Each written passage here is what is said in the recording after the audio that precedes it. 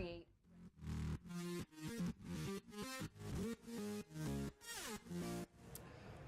Ladies and gentlemen, we've made it to the final demo of Day 2, E3 2014, and we've saved something very special for the final demo of the day.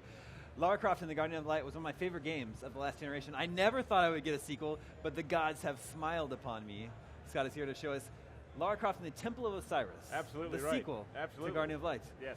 Welcome to the show. You are most welcome. It's my pleasure to be here, absolutely. You're going to show us the game here. Yeah, we actually have some live footage from the game Let's that we've take been a look. playing, so this is a great piece for us to show off. This is a surprise of the show. The original game was a surprise because it's such a departure from the regular Tomb Raider formula, right? Yeah, for sure. I mean, that was Crystal's time to say we want to reintroduce Lara Croft, right? We want to come back to this favorite, back to the kind of classic arcade action, something that the fans loved from the beginning of the series. And that was our way to launch it digitally and say, let's get people back into the brand as kind of a precursor before our 2013 release of Tomb Raider and say, hey look, we're back and we can make great games again, and so here comes the new Crystal. So for us, having the fans constantly ask us for a sequel of critically acclaimed, people love playing it.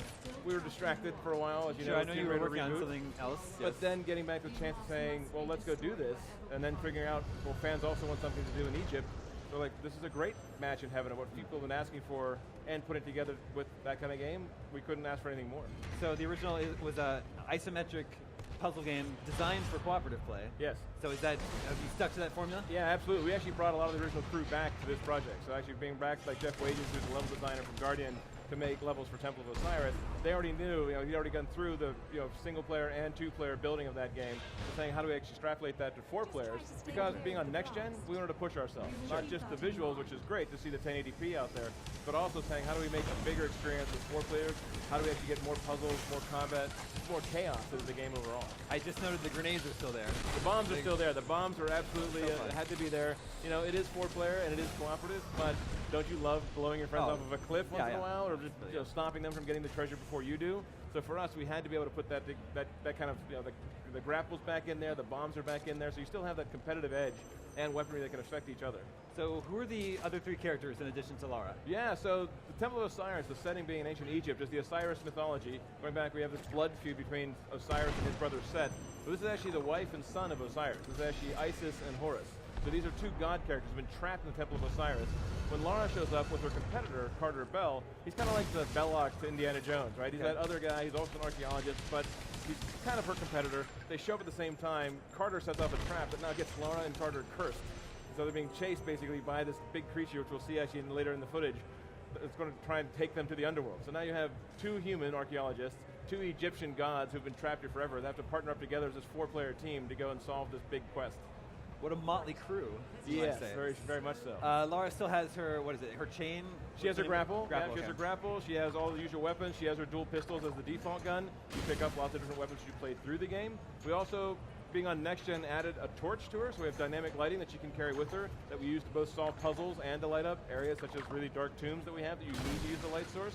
Carter is also an archaeologist, so he also has a grapple, but unlike Lara, he has, for example, his default pistols and magnums, so much more powerful, but a single shot as opposed to dual-wielding pistols. And then on the Egyptian side, Isis and Horus are both the class Egyptian, meaning that they have the Staff of Osiris. So they can actually use this light energy that you can use for puzzles and for a weapon. They can also put a magic shield around themselves that other players can jump on top of. So we have that kind of asymmetry still going that we had between Lara and Totek in the first one, but now split into 2 classes for the 4 players in this one.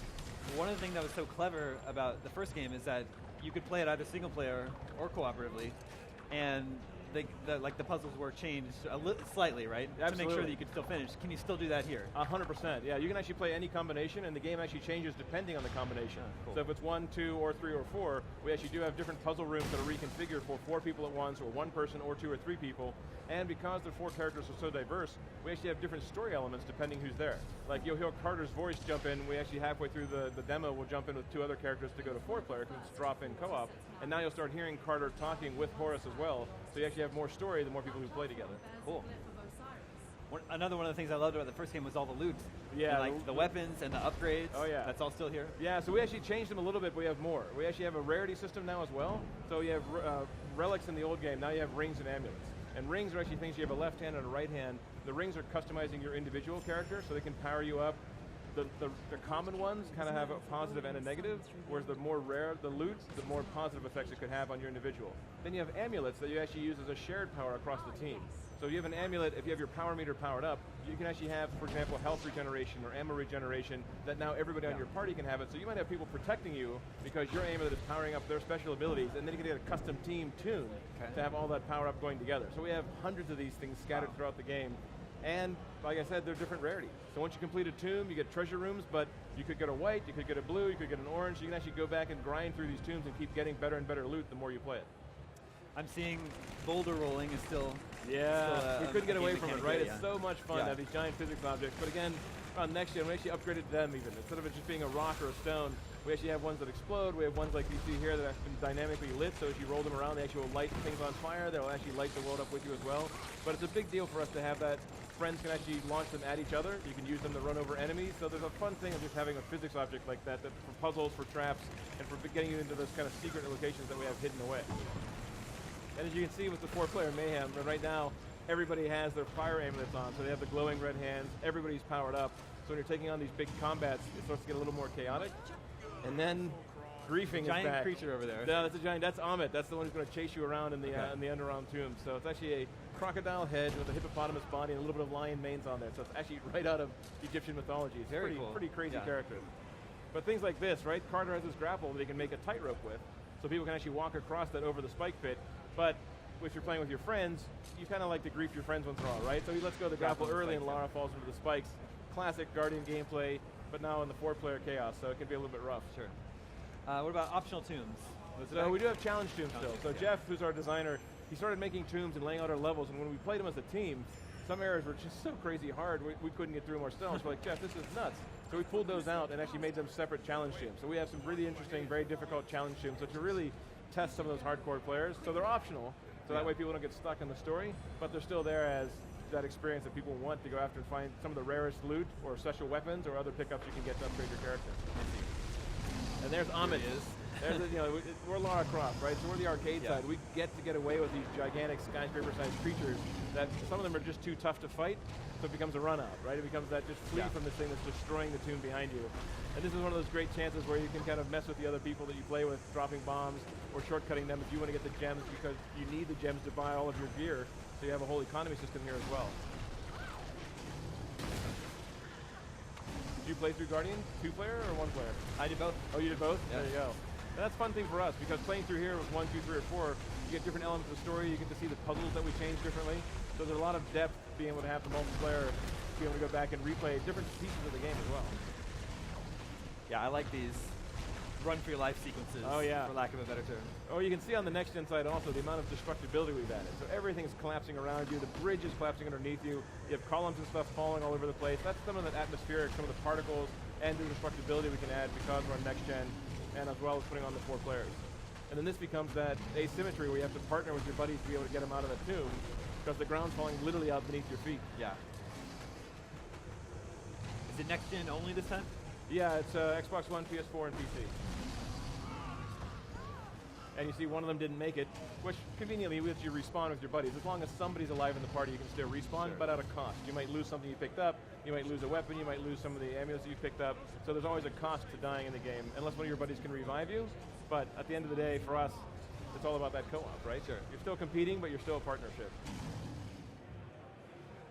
And then these are the kind of the treasure rooms where you have awesome items you can get at the end of a big tomb, but then again, every tomb comes with its price, so even the treasure rooms may not be safe when you have some giant thing here at the end.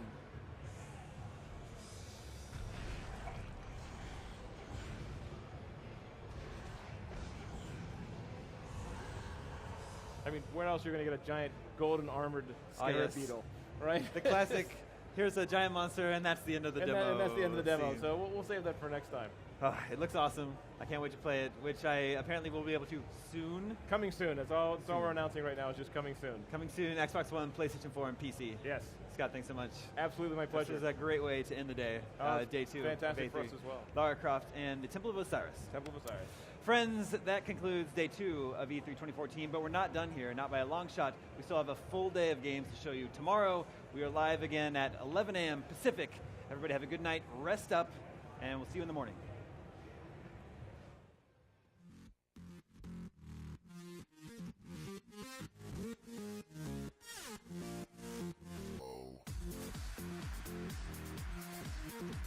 Bye.